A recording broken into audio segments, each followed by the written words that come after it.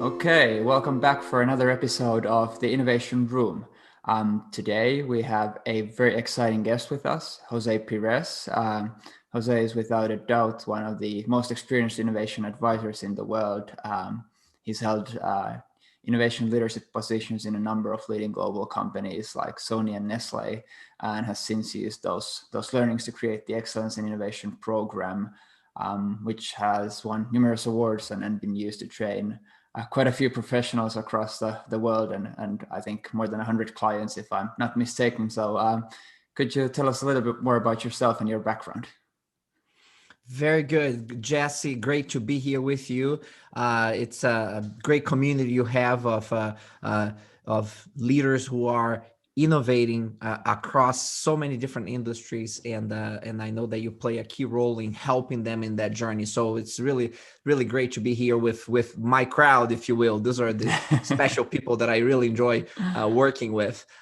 So I'll give you a bit background on myself just to get started. You know, I was born in Brazil, so actually my name is pronounced José Pires as opposed to José Pires because it's Portuguese versus Spanish. But Sorry. listen, I answer to anything, and then on top of that, I live in San Antonio, Texas these days. So guess what they call me most often? So even Jesse didn't know that. You guys notice that in the introduction that Yeah. call me Jose Pires, which is fine. That's that, but you're gonna hear me people calling me Jose Pires, and you're gonna be wondering, what did the guy say?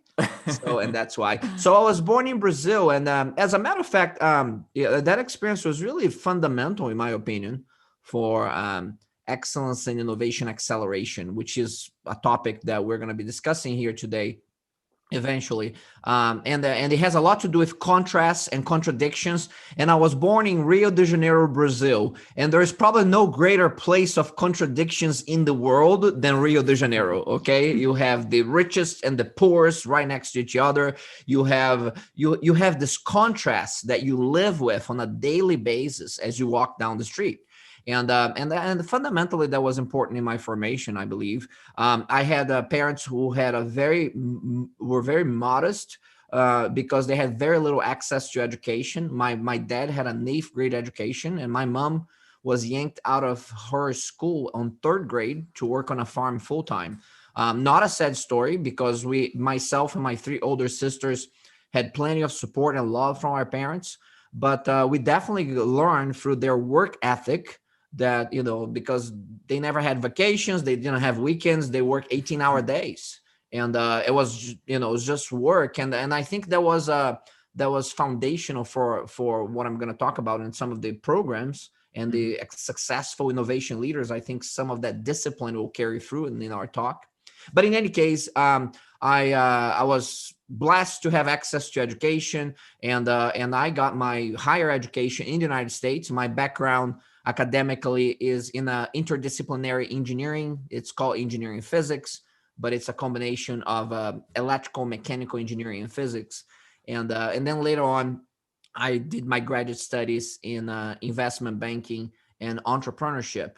And it's really kind of the melting of these disciplines that I still carry with me, and I'm passionate about to this day in my professional career. Now, so I was this kid from Brazil who graduated from schools in the United States, and my first job was working as a designer for a Japanese company. So I always tell people I was super excited but highly confused because of that incredible all these different places. I have been everywhere and kind of didn't belong anywhere. And I'm on this company. It was Sony in the beginning of my career, and the Sony at that time, a few decades ago, was the leading technology company specifically in the area of displays, which is where I was working.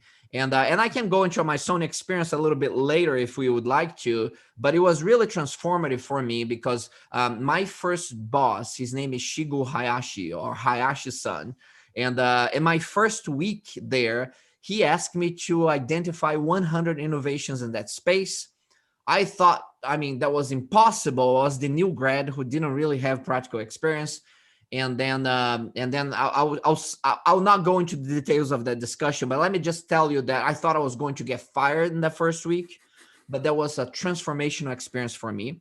and has set really me on the journey for excellence and innovation acceleration. And the reason for that is that Hayashi-san was a great mentor. To this day, he still is of innovation for me. And several great concepts I've learned in that is that, and specifically that it's not important just the mind of the novice identifies innovation. It's not the mind of the expert, because in the mind of the expert, there's only one way. It is in the mind of the novice where there are many ways that innovation is most likely to come from. However, and this is the catch, the mind of the novice is usually unable to scale innovation, because the novice also has these limitations, this inability to scale innovation. And you need the mind of the expert to scale the innovation. So this contrasts and contradictions is one of the things that we're going to be talking about that really were shaped by my early experiences at Sony. And then what true innovators are like. We're going to talk about this later on. What are the true innovators? Are these just like the super smart people who come up with innovations? What do they really look like? And we'll get back to that later on. But after I left Sony, a great experience at Sony, I joined a startup company in California I was blessed to be part of a team that truly transformed the semiconductor industry. This was in the mid 1990s, where Moore's law in the semiconductor industry was having some challenges because we couldn't shrink semiconductor devices much further. And we came with a breakthrough the technology, laser technology, that disrupted semiconductor manufacturing and created a whole new segment and a whole new approach to semiconductor manufacturing. So I was very lucky to a certain extent to be a part of a team that did that. And then after that, I thought that, I graduated from a startup, mode, and we scaled that company. I decided to go again back to a big company. And I was the innovation leader for Nestlé, the food company. And tremendous lessons from culture, tremendous lessons from dealing with innovation, accelerating innovation in an environment where you have hundreds of business units and over 350,000 employees around the world, and learn a lot of lessons about culture and how you have to meet people where they're at and bring them along. And then I spent the next nearly 14 years in my career in the global energy infrastructure environment, where I was the global leader for excellence and innovation acceleration in two very large organizations that did large global infrastructure energy projects, and also producers of energy, both in electrons with production of energy in using renewables and using multiple sources of energy production, but also in the oil and gas industry where now we're talking about hydrocarbons and how we transform those into energy. So in that journey, we developed discipline approaches to excellence and innovation for value creation. And we won a number of global awards for accelerating and transforming businesses in a very significant way.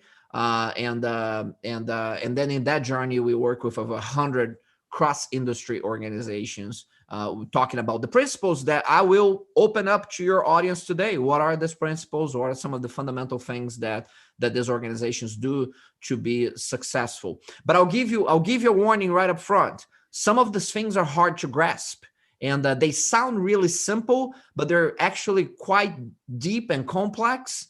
But I'll share them openly with you, and we'll go into the details that you find most useful to your audience to help them in their own journey. Perfect. Thank you for that introduction. And I think that's kind of like the contradiction part where you started is, I think, where I'd like to start. Probably the biggest thing that obviously comes into mind for a lot of people is then like the combination of excellence and innovation. And those are generally considered to be like mutually exclusive. So you can't have, you have to choose one or the other and not have both of them. So how did the concept of marrying these two kind of like emerge?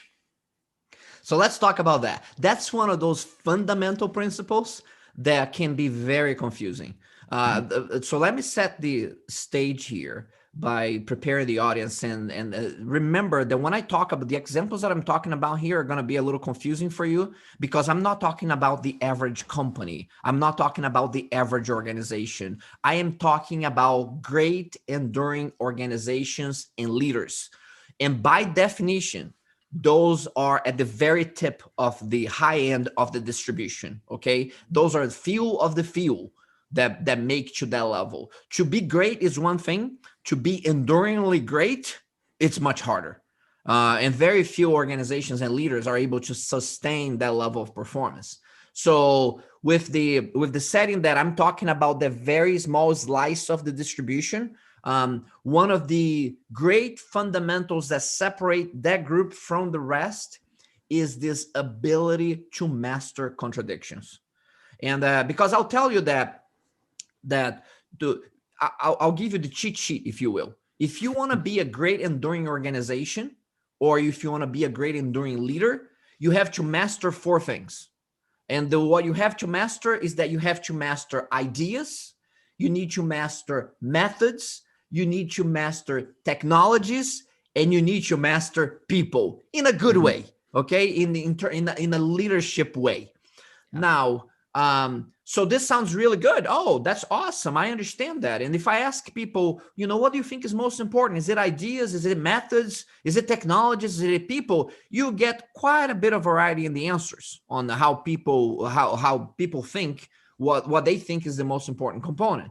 And a lot of that has to do with their personal experiences. So I want to mention to you here that the concepts that I'm going to share with you are not concepts that I envisioned and I thought were really cool and I wrote about in a book, or I read someone else's book about it. No, none of that. And another point is that I'm not able to predict the future either. When I talk about some of the things here that may be like predictive of the future, no, I'm not. And nobody is able to predict the future. As a matter of fact, there are only two types of people who predict the future: those who don't know, and those who don't know that they don't know. So let's look behind the scenes of the people who seem like they can predict the future. A lot of people think that they are visionary because they can see what's about to come. They are not visionary at all. If you think that visionary is having this ability to foresee what's going to happen, they don't have that ability. Nobody has that ability. How many people predict a pandemic in 2020? Not many. So with that, how do the visionaries leaders perform? How do they function? And the way that they function is that they are highly empirical. They are experimenting constantly, formally and informally.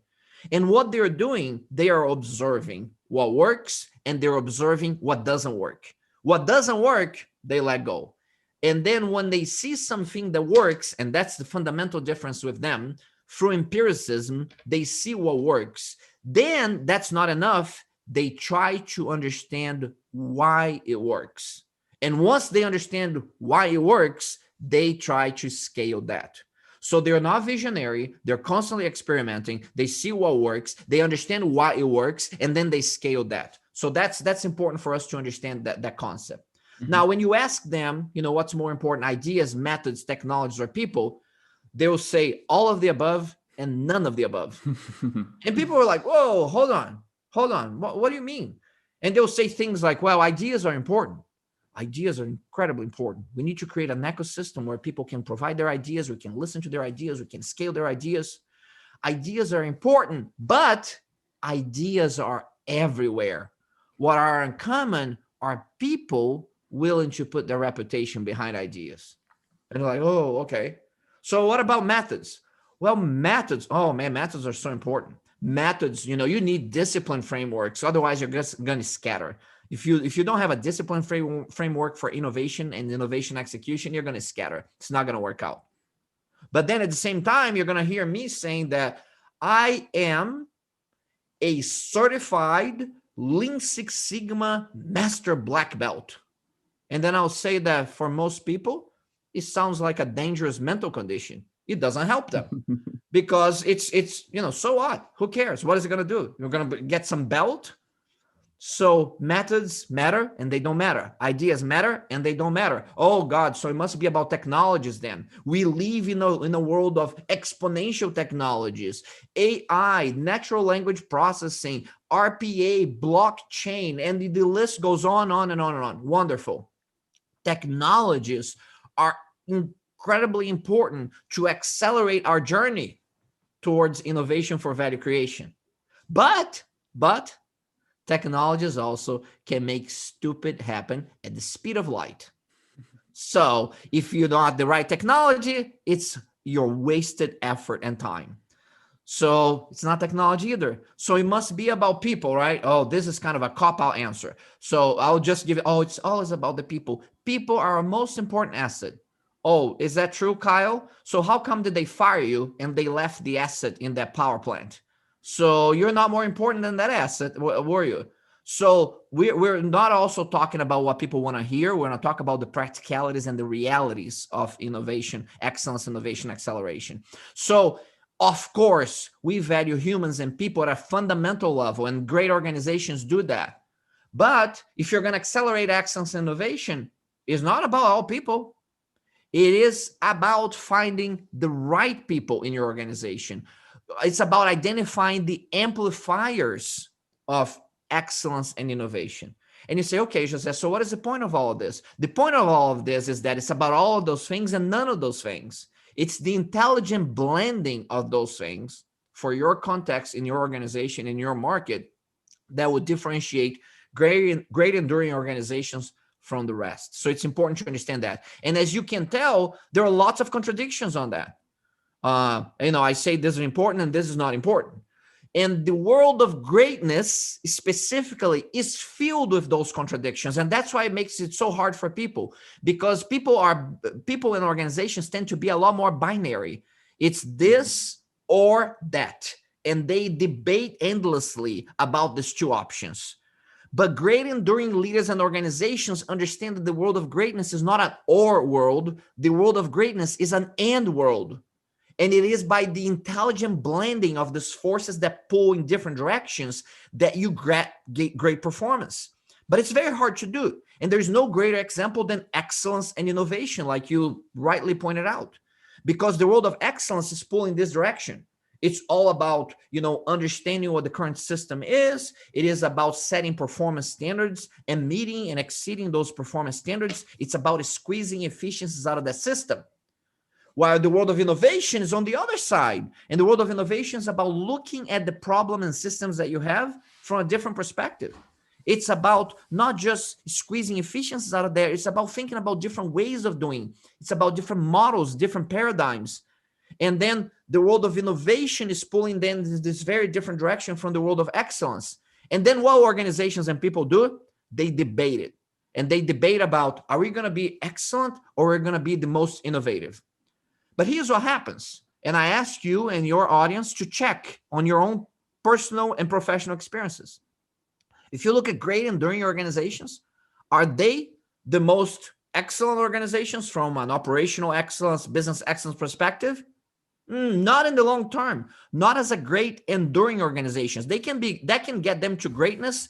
You will not keep them there. Why is that? Because if all that they do is excellence, eventually they become obsolete. Then the answer must be that the most innovative organizations are the great enduring organizations, right? No, wrong. Because the most innovative organizations in the world are not the most dominant in their fields. Yes, I said that. And I was like, well, that's not true. Yes, it is true. You just have a different perception of it because the media highlights innovation and puts innovation on a pedestal. And you think that the great enduring organizations are the most innovative organizations. The most innovative organizations, they fail, they disappear, and you don't even remember them anymore. The ones that you pay attention to that become well known for innovation are actually not the most innovative. They are the ones who have been able to scale innovation better than anybody else. So think about this. If you're in the horse business, in the world of excellence, it's all about squeezing efficiencies out of the horses, making them healthier, stronger, longer lives. In the world of innovation, you're looking at it and say, hey, you know what? I cannot design cars by squeezing efficiencies out of horses. And then you feel very tempted to just move and jump into the world of innovation. But here's the problem: if you are just in that world, you fall in love with innovation, you fall in love with technology. If you do not have a consistent purpose that you're pursuing with the innovation that you're creating, you just dilute and scatter over time, and you die and disappear. So what is the solution? The solution from practice, not theory, is that the great enduring organizations, they master the contradictions of excellence and innovation. They understand that it's not about one or the other, it's about blending excellence and innovation, where excellence is all about creating efficiencies out of what you currently have, and you create a ton of value by doing that. And at the same time, you're looking at this clear performance standards that you have established and said, there's got to be a better way. And I take a different perspective at that. I come up with several possibilities for breakthrough innovations. I call the little I. And those innovations now, it's not enough, because those won't do much for you unless you're able to scale them.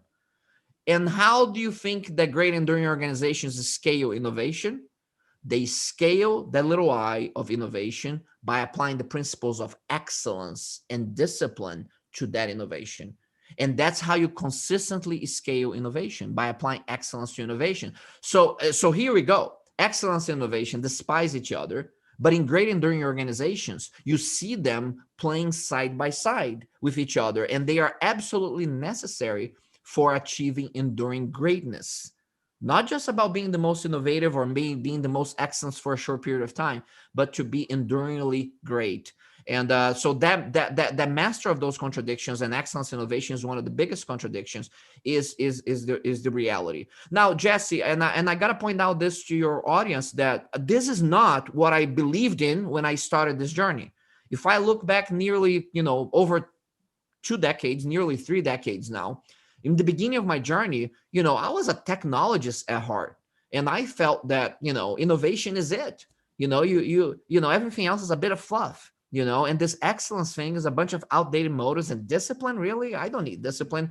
It's like a monkey can follow a regimented set of rules. I don't need that. I need to innovate.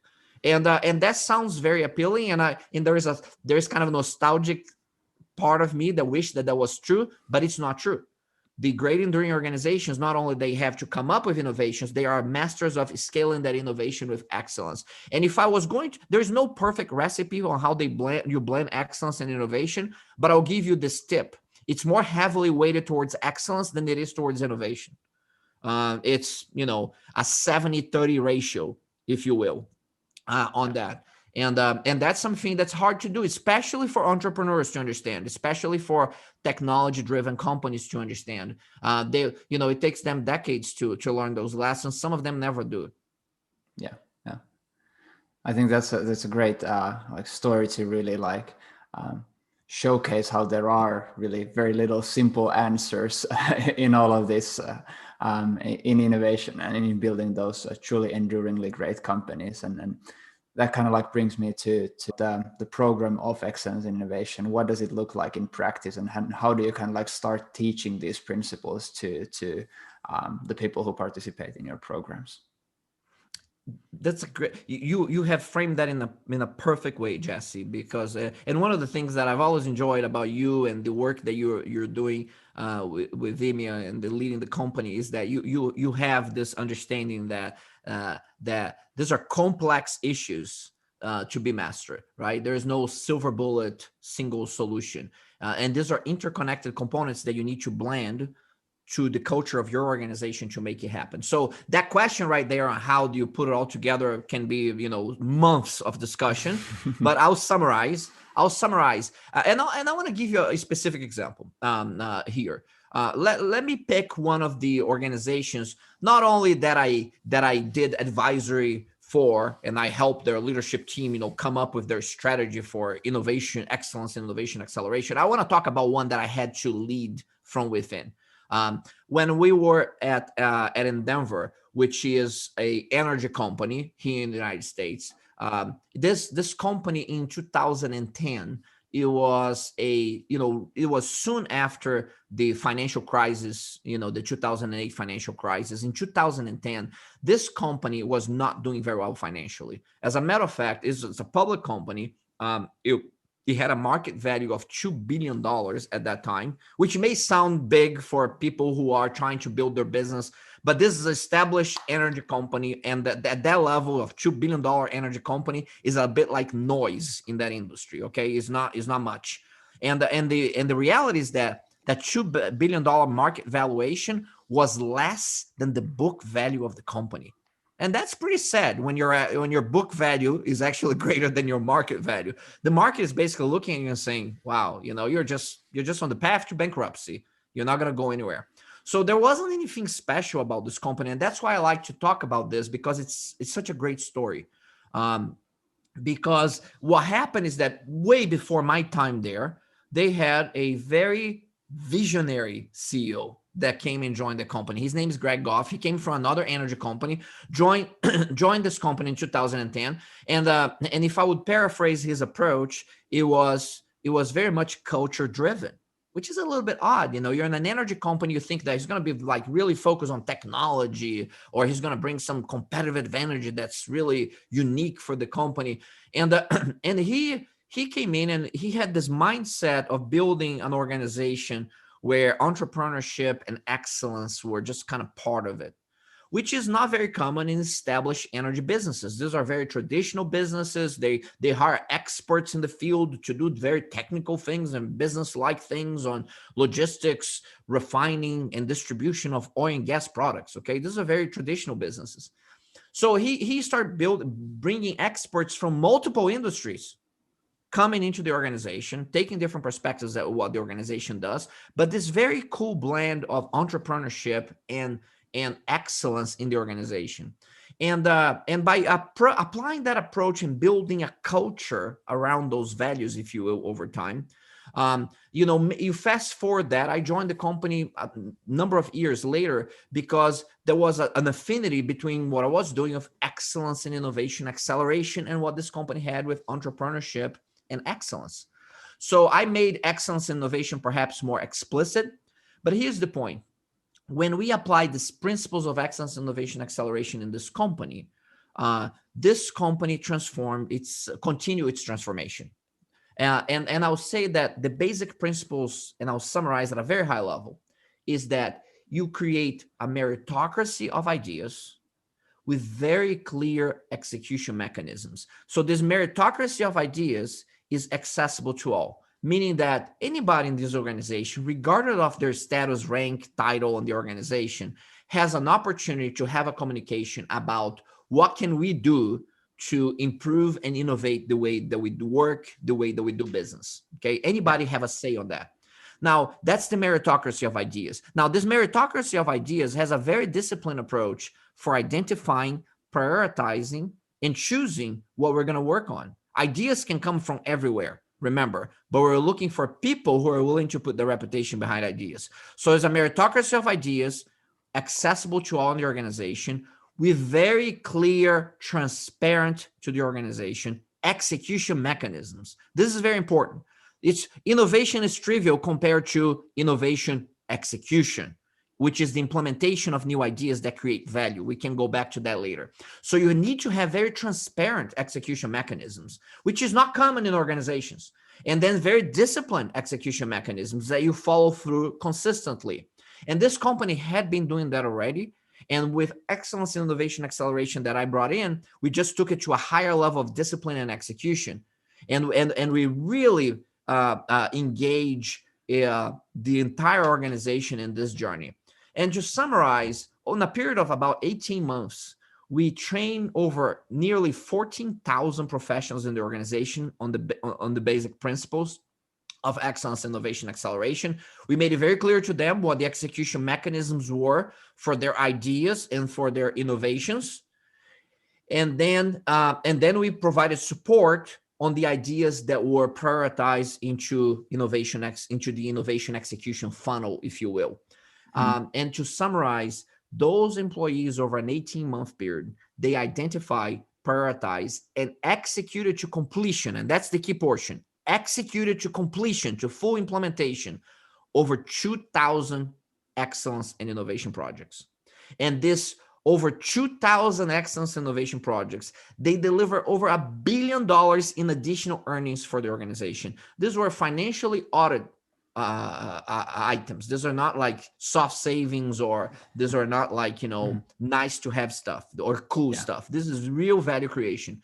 Now, this company, there was a $2 billion company in 2010, had a market value of nearly 36 billion in 2018. Think about that. In a period of 8 years, they increased their market valuation in an industry that is very traditional and really kind of old, nothing new about it, nothing sexy about it. They had an 18-fold increase in market valuation in an 8-year period.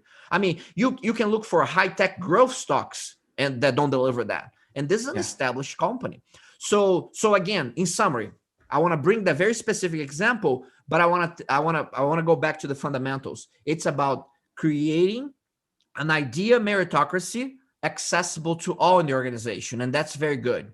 But that doesn't mean anything until you have clear, transparent innovation execution mechanisms that translate the principles of innovation into action.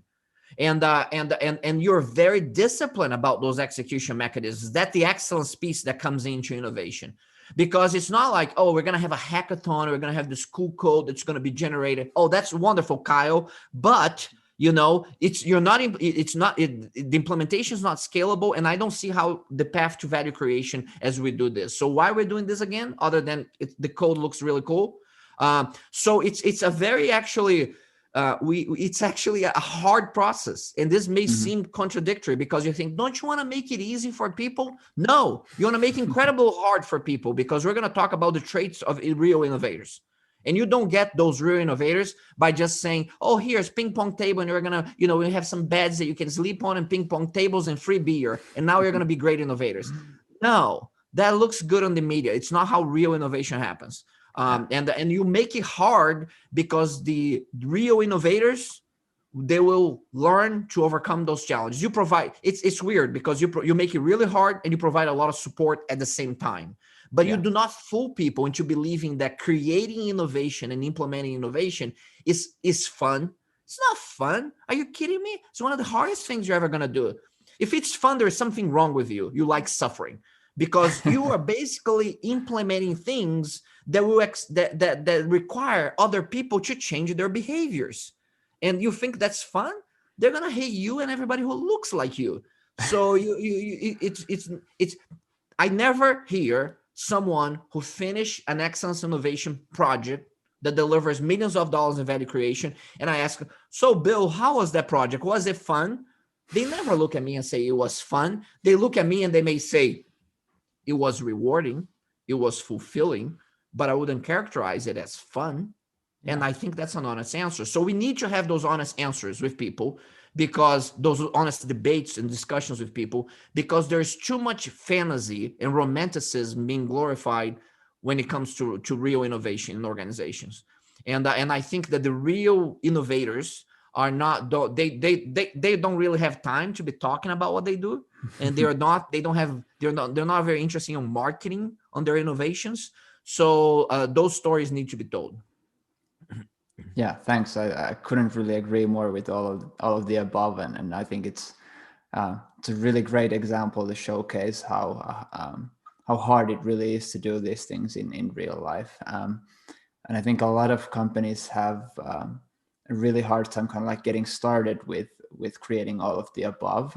So a really common situation where we see is that there are those like innovative or like true innovators who seem to have the persistence and everything, but they just can't get the approvals for their projects, or they don't have that meritocracy in place, or really any of the above. So do you have any advice for these like folks struggling on the front lines of trying to push the boundaries and really try to make things happen, but they just can't seem to get things to move forward within the company? This is a great question. This is a very challenging issue, because it depends on where you are. Let's say if you're an entrepreneur and you're like, this is my company and I call the shots here, boy, you have a roadmap ahead of you now. Meritocracy of ideas, clear execution mechanisms. You can't expect you as the entrepreneur to have all the great ideas about your company. Open up to your people, listen to what they have to say, create a very clear execution mechanisms on how we're going to identify, prioritize, and execute this stuff, and go for it. You're good to go, right?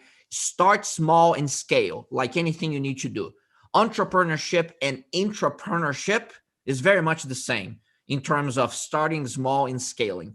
So, because sometimes people say like, oh, we have such a big organization, how do I get started? Well, start in your department, okay? Start in the area that you work. And there's some specific governance that needs to take place that we can go into later on. But if you're an entrepreneur and it's like, this is my company, I call the shots here, then it's up to you as a leader to create an environment where great people and great ideas in your company can connect. And then on that environment where great ideas and people can connect, that's not enough. Now you need to create a clear execution mechanisms on how you translate these principles of innovation into value creation behaviors. All right, fine. So this is for the people who have entrepreneurs who have more control. Now, Jose, man, I work for this multi-billion-dollar corporation. I'm on this department here, and nobody listens to me. So let's have some honest discussion about this. So there are a couple of options here. One, you can start building this thing for your company and demonstrate to them. Second one, get another job, get out of there, go do something else. Go find, either you become your own person and you become an entrepreneur that's going to create what you think is going to create value. And by the way, that's super hard. Or you're going to stay where you are, the company that you are, and you're going to say, you know what? There's some benefits of being here. I have a safety net. I don't have to be selling things to remain alive, financially. So there's some benefits of that. Someone's giving me a paycheck. So I don't want to leave here. I don't want to do entrepreneurship. I want to do intrapreneurship. So I'm going to start changing this company from within. And depending on my scope of control and influence, I'm going to start in the level that I can control. And nobody listens to my ideas. Well, listen. So if nobody's listening to your ideas, you're not communicating your ideas very well. You're not showing to those people the value creation potential of your ideas. Or again, you could have a leader on top of you who is just a bad person, right? And that happens as well. So you either have to decide you get out from under that person, or you have to have self-awareness also and decide whether or not your idea is really a good idea, or whether or not you're just falling in love with some idea because of technology, because other company did it. You have to become a value creation leader. You need to be an innovation leader by definition. Great innovation leaders are value creation leaders. You cannot divorce innovation from value creation. Oh, Jose, but this idea takes time to mature. That's fine, Bill, but you need to show me the path to value creation. You cannot just tell me this is a cool feature and then we're going to have this and we're going to have that, and then so what? What is the value creation that we're going to have out of this in an annual basis if we work on this for the next few months? So you need to have a very clear path on value creation. It's your responsibility to build that. Innovation and accountability for innovation starts with you. So you have to decide if you're going to embark on this journey or if you just want to go back to doing your job, right? Now, so in organizations that don't have a meritocracy of ideas with clear execution mechanisms, which, by the way, are the overwhelming majority of all organizations, you're going to have to start building this thing from where you sit. And you have to try to influence people to start building this. How do you influence people? You influence people in these organizations by creating value. You have to create value for the organization. I never heard someone who says, I have $1 million idea that I can implement in the next 4 weeks, but nobody listens to me. Never heard that. Yeah. It's a myth. Usually because when you look at your ideas, like, you know what, Bill, your idea sounds good, but I don't see a path for value creation. And I don't, because here's the problem. I don't see a path for implementation. You can't even have a path for value creation, but I'm not seeing how you, Bill, are going to make that happen. And if procurement would do this, Jose, and if the R&D group would do that, Bill, the moment that you start pointing fingers to someone else, it's over. It's over. You cannot do that. It has to be you. You have to do it. innovation acceleration it needs to be, it requires a high level of personal accountability and ownership. And if you're not going to own it, it's not going to happen. So it's incredibly hard. It's incredibly hard if the systems are not set up for you. And by the way, even when the systems are set up, it's still hard because you still have to have, good ideas with good merit for value creation. So very important question.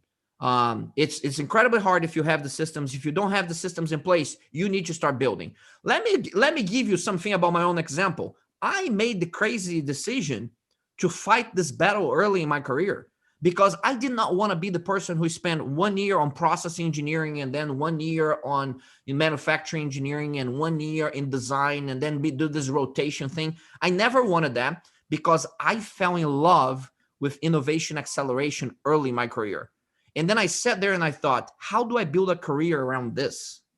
And I cannot tell you the struggles that I've had in organizations because people say, well, José, that title doesn't work because we don't have the title or we don't have the function. I had to create functions. I had to create titles, but I had this passion for innovation acceleration and I understood at a visceral level that if I created value for the people in that organization, they would allow me to get away with a lot more things. So you have to become an improvement and innovation venture capitalist within your own company. And I'm not trying to say it's easy. So it starts with self-awareness. Is this something that you even want to do? Is this worth it? So you have to think about that because it will be hard. And then we'll talk about the people who actually get it done as an individual or systemic in an organization. We'll talk about the traits that they have. And these are not easy traits to have. If we look at then the leaders who are trying to develop many of these innovators within their organization, or if you simply are one of those people who want to be those innovators, then as you mentioned, what are the traits that these people should develop and kind of like if I want to take ownership and really like develop my skills as an innovator within a large organization, what should I start doing and learning? Yeah, and this is a lesson that I learned in my first few weeks at Sony with Hayashi-san. And one day we have lots of time to talk. We'll talk through that piece a little bit more in detail, but I want to summarize for you. I have to come up with 100 innovations my first week at work. I mean, how do I do this? I'm totally inept to do that. I have academic background and stuff, and these are like the best scientists and engineers in the world who design these incredible systems and products. I mean, who am I to come in there and say, oh, no, this is 100 different ways you're going to innovate on that? I thought I barely slept that week. I deliver a 100 item report by the end of the week that really was kind of crappy. I had like 20 good ideas on it probably. And then, when I wrote my report, I put the top 10 in the beginning and then the next best 10 in the end of the report. And I put all the fillers in the middle. I still remember that, right? For those of you who still remember your college experiences, you learn how to write reports in college. You start strong and you finish strong. Well, guess what? Hayashi-san was not very enamored with my idea of my ideas, and he basically asked very specific implementation-oriented questions about every one of my ideas. And then people will say, oh, come on, is that fair? Maybe he needs to start, give you room to grow and nurture your idea. Maybe, but that's my job, not his job. His job is to identify which one of my ideas are any good that he can actually move forward. So he was actually not easy on me. He was very hard on me. As a matter of fact, when he got 4 hours after reviewing my ideas, he looks at me and says, José-san, how come you are so stupid? To this day, I remember that. I was like, holy cow, the man just called me stupid. And I was like, he just trashed my entire identity. And you can say because, his English was incredibly rough, but it wasn't that. Partially, that was the reason. But part of it, he follows up by looking at me and saying, your problem, think too much like engineer, must learn to listen to process, which was like, holy cow, is this some sort of Asian wisdom that I cannot grasp? What is this guy talking about? I really dislike him. And I spent my whole weekend, just thinking about ways that I could exact revenge on that man. And then on the next week, which I didn't even know if I would have a job on the next week, because I didn't. So my first real professional experience, it's a disaster on week 1. On week 2, I come in. He comes in on the other side of the lab, smiling at me, speaking Japanese. Ohayo gozaimasu, José-san. Basically, how are you, José-san? And I'm like fake smiling back to him, because I figure, I gotta be strong. I gotta be, I gotta show him what I can do in the second week. So he looks at me and says, José-san, this week I have a new assignment for you. Oh boy, when he said that, I was like, whoa, this weight lift off my shoulders. I was like, oh, thank God. Maybe I'll get some training, some rotational engineering program now that I'm going to get into. Awesome, right? He looks at me and says, José-san, this week you identified 200 innovations. Oh, Jesse, I look at the man. I still remember this. I lower my head. I thought about punching him. I really did. And I said, I can't do that, right? And it was a question, really. I wasn't sure. And then I was like, it's almost like I had nothing inside of me for a moment. And then he left. And he left me there alone. And I had to decide, what do I do? And you know what I did? I went on and identified 200 innovations on week 2. So here's the lesson. Okay. And this is very important on the traits, because I learned from him, I must say. And now, like anything in my career and life, I learned something. And then what I thought I learned was a concept. Then I tested that concept to see if it's true or not. And you know what? He's right. He was right, and he's right to this day, because when he's one of the greatest mentors of innovation I've ever had. To this day, he leads display for Sony in Tokyo, and then what he taught me, maybe he was not so eloquent with the words, but what he taught me is that when it comes to real innovation and real innovators, it doesn't matter what your gender is, what your race, ethnicity, how many certificates you have hanging on the I love myself wall. None of that stuff matters. When it comes to real innovators, there are 4 traits that separate them from the rest. And the only way to find out those traits is through the test of innovation execution. And that's what he was doing to me. Now, he never explained that to me. He just did it, because maybe if he explained it to me, he felt that I'll be too prepared for it, and he didn't want it. He wanted to get me raw, and he wanted me to go through the innovation execution process, if you will, without knowing exactly what he was testing on me. And okay, José, so what are the traits? Well, first of all, there's a mindset issue that's very important.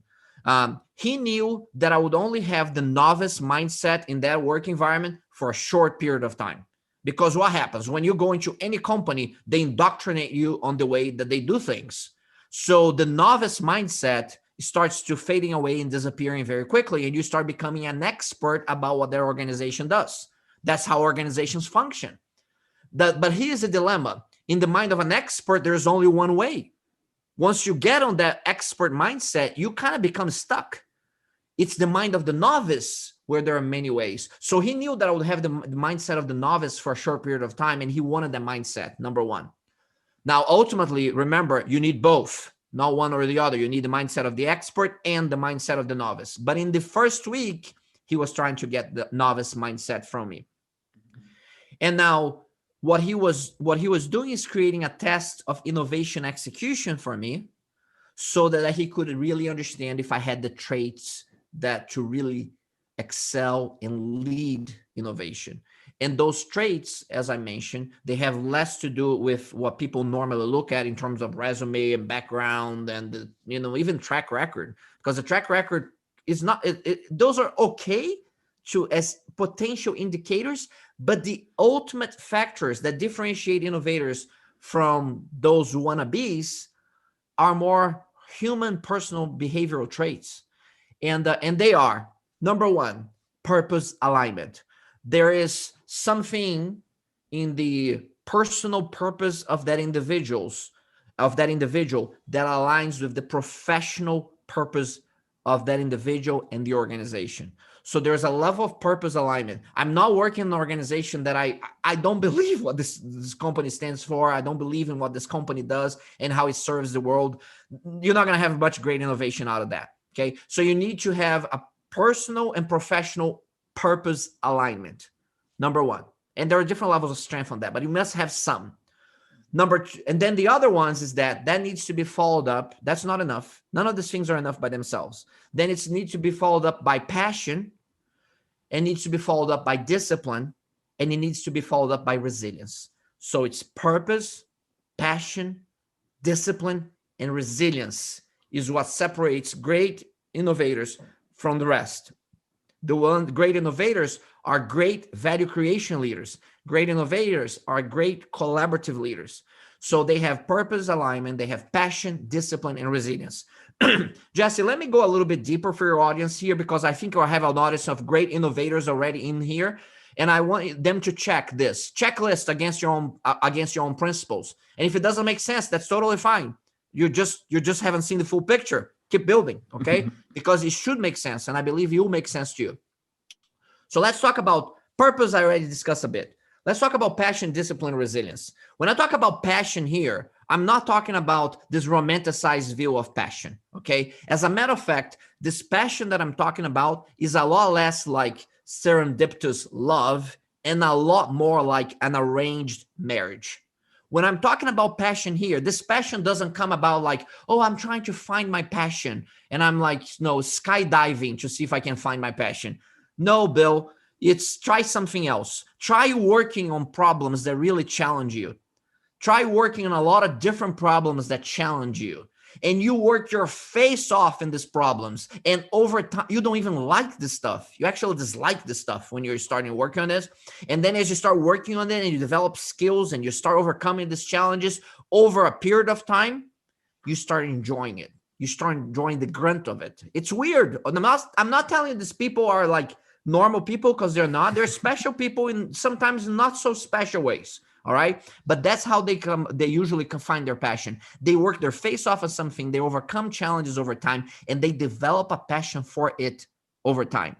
Honestly, a lot of these people are like cranky people, because they have been so immersed on this process of overcoming these challenges. And the passion that they got is not kind of this flowery passion. It's a very deep sense from within, okay, on the pursuit of something. So that's the passion that I'm talking about. Summarize it as an arranged marriage more than serendipitous love or romantic love. The next one, that passion alone is not enough either. You know, passion is the fuel. If passion is not followed up by high levels of discipline, that passion is just going to scatter. So discipline, however, and it's very important that we remember this, discipline is not just following a regimented set of rules. The ultimate level of discipline is consistency with purpose. Consistency with purpose. Remember that. That's what real discipline is. You have purpose alignment, you have the passion, you have the discipline, which is like this fanatical discipline and consistency with your purpose. Okay. And you stay on that. And then you have what? Resilience. Resilience. Why? Because nobody's going to give it to you. Nobody's going to make that path and journey easy for you. You're going to have lots of challenges that you need to overcome. And if you're not resilient, you're not going to overcome. You're going to just bounce and come and go work on something else, because this is kind of hard, you know? So the resilience, by the way, is not being stubborn. It's not like, you know, creating a blood trail and just destroying things as you have to go towards your purpose. No. You're going to have challenges. And the great innovators, they're great collaborative leaders. And what they do is that when they have the resistance, and they want to overcome that resistance, they actually engage the resistance. They collaborate with the resistance to overcome the challenge together, because they know that that's the better path than just destroying people. It's not the right thing to do. So they are driven by integrity and respect, high values, and they overcome the challenge together by engaging the resistance. They have highly developed collaborative leadership skills. But it's about resilience to overcome challenges. And if unable to overcome challenges with people, what they do is that they pivot. And that's why resilience is so important, because when you pivot, because you try to overcome the challenges collaboratively, you're unable to, despite your best efforts. And so if you're unable to, you pivot. And if you have resilience, you're willing to endure the pain that it takes to take the longer road for something, for that purpose. So think of it as a blend of purpose, passion, discipline, and resilience. that some of these things your DNA wired for some of these things, and some of these things you develop over time in your career, in your professional and personal experiences. But so you say, Jose, and this is the key point. This is the key point, how the systems are all interconnected, Jesse. And I hope that the audience builds an appreciation for this. This is complex because it's all interconnected. Because the next question is that, holy cow, how do you find these people? Because these people, they are collaborative leaders. They are value creation leaders. They are the amplifiers of excellence and innovation for value creation in your organization. And they're like gold. You need to find them because they will then amplify everybody else. So how do you find them? Go back to the system. They are only revealed by the test of execution. So your job is to create a meritocracy of ideas with clear execution mechanisms accessible to all. The people will be attracted to it, but the ones who actually get it done are the ones who are able to do innovation execution. And the ones who get done that do innovation execution, guess what? Once they get through that funnel of execution and they emerge on the other side by implementing strategy execution and value creation, those individuals have a blend of purpose, passion, discipline, and resilience that makes them successful. So literally, I set up this meritocracy of ideas with clear execution mechanisms as a way of finding people with purpose, passion, discipline, and resilience. And that's the only way. You say, well, hold on, Jose, can't you just do psychology and neuroscience is so advanced. We must have some tests that we can give to people and identify these traits. Listen, I have worked with the best PhDs around the world, and I'm looking for that still. Now, there's some inklings, okay? I'm not saying it's completely worthless, but they do not find the right people perfectly. If you look at a correlation factor on that regression analysis, they would find like 40%, which maybe is okay as an educated guess, but it's not enough. We need to get much higher than that. And the 100% solution is a test of execution. Now, so I can use some kind of kind of questionnaire type of things to narrow down the list a little bit of the most likely people to have these traits. But ultimately, I don't even bother. I just open up the system to anybody and let the test of the process itself weed them out. And then that's why you make it hard, by the way, to start with an idea. You have a very disciplined approach to prioritizing those ideas for value creation. And then those leaders will deliver. You see them being successful on the other side. They have purpose, passion, discipline, resilience. Now you found them. They become the amplifiers for excellence and innovation for value creation in your organization. What do you do with those people now? And this is very important, very important. What you do with those people, you put them on a pedestal and you showcase them and their teams to the entire organization. Well, why are you doing that? Well, the reason you're doing that, because now those people are role models for successful excellence and innovation for value creation. And by the way, those role models now, people look at them and they say, oh, wow, that's Jim up there. Did Jim do like a $4 million innovation project for our company? Yeah, Jim do that. People look at it and say, are you kidding me? Jim's as dumb as a door. How did he do that? It was like, you know what, Susan? You may think that Jim's as dumb as a door, but he's a great collaborative leader and creates value for the organization, for himself, just kick butt. So here's the deal, Susan. Listen, you don't have to be perfect to do this. You just have to have collaborative leadership skills, innovation execution skills, and have the purpose, the passion, the discipline, resilience to actually get it done. So you can do it too, Susan. Now, this is very important, Jesse, because now you're democratizing innovation in your company. It's not the smartest software engineer who designs fancy code who is the team leader. That person is likely to be a contributor in the team that's led by someone else who is a great collaborative leader who got everybody to move towards that common purpose together. So you're democratizing innovation now, successful innovation for value creation. You're making it accessible to all in the organization. And by the way, guess what? Those teams and leaders, what do they really appreciate in terms of recognition?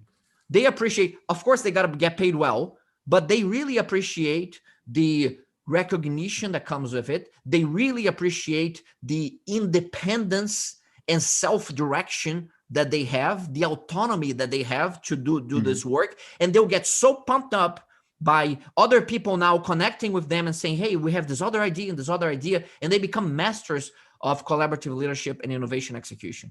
And boy, that's why they're amplifiers. And by the way, talking about cultural transformation over time, culture is just the behaviors that are exemplified in your organization. You have just now created a system to create a culture of excellence and innovation, which is, by the way, the ultimate trick for any organization, the ultimate competitive advantage for any organization, regardless of the business model you have. Because when you have a culture of excellence, innovation, acceleration, you're going to tackle any problems with these innovators that come your way. And they are not just innovators that come up with a new idea. These are innovators for value creation. So these are special people. And once you have that, now you have a competitive advantage that's very hard for others to emulate. And that's real cultural transformation. Now, I never go and work. I have a lot of people who come to me and ask me for support on cultural transformation. And honestly, at heart, I'm an engineer. And when you start thinking about cultural transformation and all its core values and all of that, for a lot of engineers, especially young in your career, it sounds like fluffy stuff. It's on design. That's where it's at. It's on doing the great product and process and design and service design. That's where it's at. This stuff is fluffy. And let me tell you, if you want to create a great enduring organization, that is the most important stuff you have to do over time. But they are right also. There's too much fluffiness about cultural transformation, business transformation, and digital transformation. You need to become a value creation leader through innovation and then exemplify those behaviors. And that is how you transform your culture over time, through those behaviors. So this is a model for cultural transformation. But I never come in organizations talking about cultural transformation, because most of them would just fire me and everybody who looks like me if I talk about that. They want to know about value creation. But I tell you, the ultimate cheat is to create the systems to identify the right people and amplifiers that will then exemplify the behaviors, that will then set the culture that for a competitive organization, a collaborative and competitive organization in the long run. And as you can tell, I'm very passionate about this, because it's one of those aha moments for me in my career that happened. I was lucky to have early in my career, and then keep testing and developing the discipline approaches over 2 decades. But it's like, I feel like if organizations understood the untapped potential that they have in their people to create value, I mean, we can create so much value for society and for people, creating more meaningful work environments, and talk about culture in a very disciplined, meaningful way, and not just kind of like soft, high-level stuff that people can't really grasp. These are incredibly important concepts, regardless of your organization. Now, I know that some of you are saying, well, José, you're talking about this multi-billion-dollar transformations that you work with, these very large companies. And I have my little startup here, man. I have like 5 people doing code, and they're trying to build something. These principles are universal. Now, you scale them for the realities that you have, but these principles are universal. I work with entrepreneurs who are like 2 entrepreneurs in the company, and companies who have tens of thousands of employees. The principles are universal. Of course, you have to adapt them to the realities that you have, but you need to understand the concepts. And some of you may say, well, cool, these concepts, I like this concept, but maybe they're like common sense. Wonderful. If they're common sense to you, wonderful, go do it. But I'll tell you, common sense is the least common of the senses in the organizations I work with. They have pieces here and there. They do not know how to put these pieces together in an interconnected system to build culture as a competitive advantage, to identify amplifiers, to have execution mechanisms for innovation, where innovation leads to real value creation. So they don't have the full understanding. They have pockets of brilliance. Beautiful, thanks. Before we wrap up, I'm noticing that we're running quite tight on our time, but I want to hear your take on like the fear of failure and the risk involved in innovation. So I think that's another like really common challenge that we see, especially with large companies, is that a lot of managers are afraid of making mistakes or failing. and they also want to like cover their own bases and look good in front of others. So what's kind of like your take on that? And is there anything that any advice So on that? Jesse, what I'm gonna do here, I'm gonna do rapid fire, right? To wrap it up Yeah, in the end. yeah, I'm gonna do very quick ones. As you yeah. probably can tell from some of the answers I give, we can talk about this for hours. I mean, our introductory course on excellence in collaborative leadership and innovation execution is 5 days long. Okay, for a reason. These are depth to this. So forgive me for the brevity, but I'm gonna hit like key points. So fear of failure. So step number 1, create value. Okay, you need to the 3 R's. You need to build a reputation. But you know how you build a reputation? You build a reputation with relationship, results, and then a reputation. So the 3 R's are relationship, results, and reputation. Build your reputation by building relationships wherever you are, and building and showing results. So common sense again, but build those. Now, whatever you are, then fear of failure is normal. Now let's talk about our brain is not wired for change. Our brain's wired for reliability and safety. So of course you're going to be afraid of failure. Fear of failure is the number one force on people in organizations or even as entrepreneurs. It drives a lot of fear. So you need to understand the mechanisms of fear, number one, at a personal level. At a personal level, the difference between fear and excitement is largely what your brain labels it. So you need to understand that from neuroscience, number one. And you need to start reframing what you're afraid as excitement. Now, this is a process, and you also have to be smart. You have to manage risks as you do this. So I'll give you a very quick example. If you're gonna ask us all to go bungee jumping out of a bridge, it is natural for all of us, most of us anyway, unless we have done it before, to be afraid of it, to have fear of it. Now, it would be really stupid to just wrap a rope around your ankle that you never used before and just jump out of the bridge with no assessment of the risks. You're probably going to die, and that's stupid. And that's one of the things that people talk about, that it's a really stupid thing. People say, oh, you just need to allow people to fail all the time. No, that is stupid. That is incompetent failure. People are going to die doing that. Don't do that. You create an environment where failure is acceptable, but you create an environment where people also manage risks and they have competent failures, that they think about what they're going to do. And it's not a failure. It's just an experiment. I'm going to do an experiment, but I manage the risk, and I call that a competent failure. Please do not just fail at random. It's really stupid what people are saying about, oh, just fail often to succeed sooner. Fail competently. You have a responsibility to manage basic risks and understand what's going to happen on that experiment and what you're going to learn from that experiment. So then you have to fail often if you do it that way, because you need to get excited about what you're doing if you manage the risks, because now you're going to relabel that fear as excitement in your brain. And this is a process that you have to start with. That's an individual level. At a social level, which is where we operate, most of us operate as well, there is another level of fear, which is the social fear, because we're afraid of others are going to think of us and their opinions. So the antidote to fear at a social level is trust. So you need to develop trusting relationships so that you can have people around you that can be supportive and trusting. So at an individual level, you have to reframe failure in your mind, not as an absolute, but as a continue.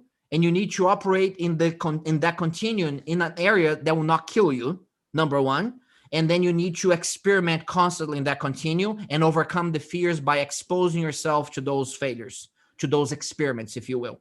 And then at a social level, you need to surround yourself with people that you can develop a level of trust for.